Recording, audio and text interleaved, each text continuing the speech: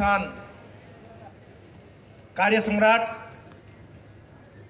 माननीय शरददादा गावित, मंचावर उपस्थित पंचायत समितीचे माजी सभापती विनायक दादा, जिल्हा परिषद सदस्य सुनील भाऊ, खलील भाई, मिनलताई, रमादादा, चिंचपाड्याचे सरपंच राहुल दादा, इम्तियाज भाई, मुन्ना दादा, इलेश दादा, जीवन दादा, जितूभाई अहिरे, विशालजी सांगळे, विक्की बिराळे, सुनील दादा, पर्या दादा, दिलीप दादा, सरपंच,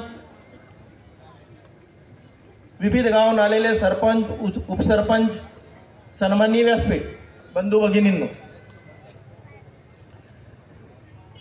हे बघा, या मतदारसंघाचे 80% सरपंच हे आज शरददादांबरोबर आहे.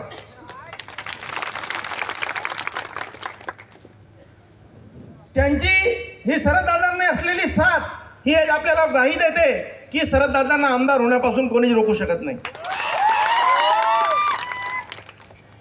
मित्र, वर्षानुवर्ष आपण एकाच पक्षाकडे मागील 2009 ते 2014 5 वर्ष सोडली तर एकाच पक्षाकडे आणि एकाच परिवाराकडे आपण विधानसभा असेल, लोकसभा असेल, या सगळ्या दिल्यात. आज नवापूर शहराची काय अवस्था आहे, आज मी तालुक्यावर बोलणार नाही, कारण आपण नवापूर शहरात राहतो. नवापूर शहराची अवस्था काय आहे या विषयावर मी बोलणार आहे. हे बघा, बाजूमध्ये गुजरातमध्ये जर तुम्ही गेलात तर तुम्हाला सोनगड आणि व्यारा याबरोबर आपण कंपॅरिझन करा की आज ते शहर कुठं चालली आणि आपण कुठं आहोत. आज आपल्या नवापूर शहराची रस्त्यांची अवस्था काय आहे, आज आपल्या नवापूर शहरामध्ये मेडिकल अवस्था काय आहे, आज नवापूर शहराची ट्रॅफिक समस्या काय आहे. एखाद्या वेळेस एखादा पेशंट बिमार असेल आणि तो ॲम्ब्युलन्समध्ये जर पेट्रोल पंपवरून निघाला आणि गांधी पुतळा जर पास करायचा असेल त्याला 20 ते 25 मिनिटं लागेल. गोष्ट खरी आहे का खोटी आहे. मग मागे खलील भाई आणि मिनलताई या नगरसेवक म्हणून त्यांनी काउन्सिलमध्ये विषय मांडला की नवापूर नगरपालिकेची ट्रॅफिक समस्या हल करावी. त्या विषयावर काउन्सिलने बैठक घेतली. RTO आले, PI आले, पंचायत समितीचे BDO आले. त्यांनी प्रस्ताव तयार केला आणि कलेक्टर कार्यालय, SP कार्यालयाला पाठवला. तो प्रस्ताव तयार करून ट्रॅफिक समस्या थोड्या प्रमाणात हल करण्यासाठी तो प्रस्ताव नवापूर नगरपालिकेला दिला, परंतु यांनी आजपर्यंत तो लागू केला नाही आणि आज नवापूर शहरामध्ये ट्रॅफिकची गंभीर समस्या आहे. मागील 2 वर्षापूर्वी 6.5 कोटीचे रस्ते या नगरपालिकेने, या काउन्सिलने बनवले. त्या 2 महिन्यात धुतले गेले, 2 महिन्यात खड्डा पडले, सगळे पैसे वाया गेले. त्याचबरोबर नवापूर नगरपालिकेमध्ये खलीलभाई आणि मिनलताई यांनी डॉक्टर बाबासाहेब आंबेडकर पुतळ्यापासून तर अशोक होईलपर्यंत एक रस्ता बनवला. 1 कोटीचा रस्ता होता आणि कॉन्ट्रॅक्टरही चांगला होता. तो आमचा मित्रच आहे प्रकाश बंजारा, त्याला प्रकाश सेठ म्हणतात. तो रस्ता आजही जसा ना तसा एक घोड्यासारखा उभा आहे. सांगायचा अर्थ असा, त्याच रस्त्याबरोबर यांनी 6.5 कोटीचे रस्ते बनवले, ते 2 महिन्यात पाण्यात धुतले गेले आणि तो रस्ता आजही 2 वर्ष उभा आहे. नवापूर शहरातील नागरिकांना माझी विनंती आहे की विचार करा की हे रस्ते का धुतले गेलेत. कारण रस्त्यांची क्वालिटी बरोबर नव्हती. का बरोबर नव्हती, ही जबाबदारी कोणाची होती. स्थानिक नगरसेवक असतील, नगराध्यक्ष असतील की नगरपालिकेचे कर्मचारी असतील, परंतु त्यांनी लक्ष दिलं नाही. त्यांच्यामध्ये टक्केवारीच्या प्रमाणात जास्त होतं. नवापूर शहरात एप्रिल महिना आला की विविध एरियांमध्ये पाणी टंचाई होते. भारत स्वतंत्र झाल्यापासून आमदार, खासदार, मंत्री होते ना, मग यांनी पाण्याची व्यवस्था करायला पाहिजे होती. नवापूर शहराला येणारे 100 वर्ष पाणी पुरेल अशी व्यवस्था करायला पाहिजे होती. शरददादा त्या विषयावर बोलणारच आहेत. 5 TMC पाण्यावर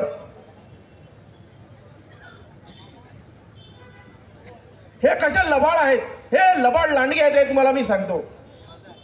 आपल्या शहराला पाणी पुरवठा कुठून होतो, KTVR मधून. 3 मार्च 2018 रोजी यांनी तो KTVR रिपेअर करण्यासाठी 49 लाख रुपयाचे निधी आणून खर्च केला आणि बंधारा रिपेअर केला. लगेच 4 2019ला परत 61 लाख रुपये आणून यांनी बंधारा रिपेअर केला. मला सांगायचं तुम्हाला हे आहे की हा केटीवीर 1,10,00,000 रुपये खर्च करून एका 6 महिन्याच्या अंतरावर यांनी हा बंधारा रिपेअर केला आणि पाणी आज पण तिथं थांबत नाही. पाण्यामध्ये गळती चालू आहे. का म्हणून यांनी तो पैशाने त्याच्या मागे दुसरा केटीवीर का म्हणून यांनी उपलब्ध केला नाही? दुसरा केटीवीर का म्हणून बनवलं नाही? नवापूर शहराची पाण्याची समस्या हल झाली असती ना. त्याचप्रमाणे लहान चिंचपाडा येथे पाण्याची टाकी आणि पाईपलाईन केली आहे. त्या पाण्याच्या टाकी आणि पाईपलाईनमध्ये एकही थेंब पाणी थांबत नाही. तिथंही यांनी टक्केवारी, तिथंही त्या गावामध्ये भ्रष्टाचार, तिथं पाणी मिळत नाही त्या लोकांना. मागे पावसामध्ये इस्लामपुरा भागामध्ये पाणी शिरलं आणि लोकांच्या समाजोपयोगी सगळा सामान वाहून गेला आणि लोकांच्या बोजवारा उडाला.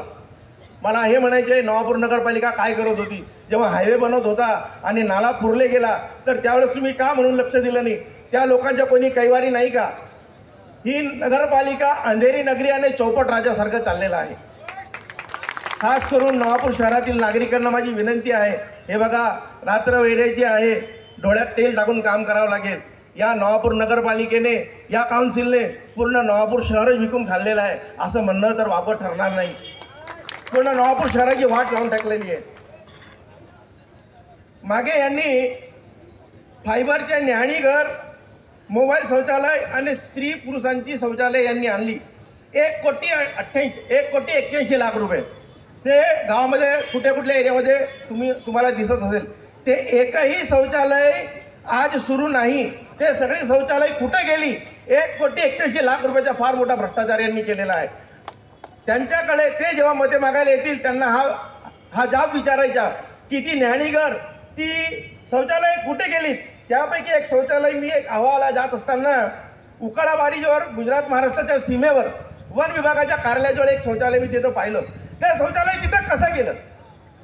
म्हणजे या लोकांनी नवापूर नगरपालिकेचा पूर्ण बोजवारा उडवलेला आहे. त्याचप्रमाणे नवापूर शहरामध्ये जर आग लागली तर फायर फायटर यांच्याकडे व्यवस्थित नाही. फायर फायटर वेळेवर पोहोचत नाही, ॲम्ब्युलन्स नाही, सब वाहिनी नाही, पाण्याचा टँकर नाही. मग आपण या सगळ्या हाल अपेष्टा सहन करून आपण यांना जाब का म्हणून विचारत नाही? यांना जाब विचारला पाहिजे. नवापूर नगरपालिकेमध्ये फार मोठ्या प्रमाणात भ्रष्टाचार चाललेला आहे. काही माफियांनी नवापूर नगरपालिका घेरून ठेवलेली आहे. त्यांच्यामधून नवापूर नगरपालिका मुक्त जर करायची असेल तर आपल्याला शरददादांना मतदान करावं लागेल. मी ही जी माहिती दिली याच्यामध्ये कदाचित तुम्ही बोर झाले असाल, परंतु हा फार महत्त्वाचा मुद्दा होता. या लोकांनी 5 वर्ष सतत भ्रष्टाचार केलेला आहे. शरददादांनी हा विकास गुरुच आहे. शरददादा, त्यांना मतदान करावं लागेल. मागील 2.5 वर्षामध्ये शरददादांनी 1,000 कोटीपेक्षा जास्त निधी आणून या नवापूर तालुक्यामध्ये विकास कामे केलेली आहेत.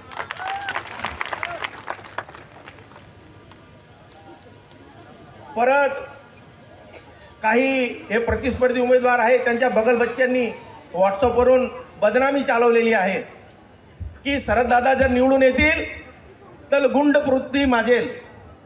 शरददादा जर निवडून येतील तर लोक दहशतीमध्ये जगतील.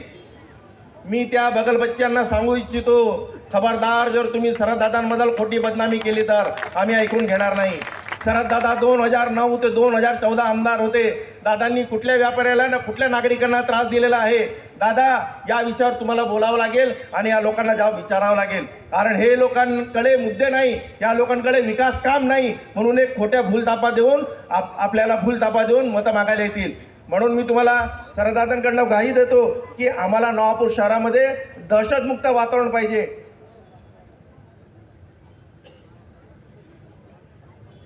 रात्र वैरायची आहे, तरुण मंडळी इथं आलेली आहे. बऱ्याचशा वक्त्यांनी सांगितलं, बघा, या लोकांची हवा निघालेली आहे. या लोकांच्या पायाखालची जमीन सरकलेली आहे. त्या लोकांनी दादांना अडचण आणण्यासाठी सारख्या नावाचा उमेदवार उभा केला, जेणेकरून लोक गडबडतील आणि दादांऐवजी त्याला मतदान करतील. तुम्ही किती प्रयत्न करा, तुम्ही सक्सेस होणार नाही. कारण मतदारांनी ठरवलेलं आहे, यावेळेस मतदार हा ग्लासाच्या चिन्हावर मतदान करणार आहे. आज तुम्ही सांगत असाल की तुम्ही जाहीर सभा ही सरदार चौक किंवा लाईट बाजारमध्ये का नाही घेतली? इथं आलेल्या तमाम नागरिकांना मी सांगू इच्छितो, या लोकांनी 10 दिवसापासून रोजची सभेची परवानगी काढून ठेवलेली आहे की जेणेकरून आम्हाला सभा तिथं घेता येऊ नये.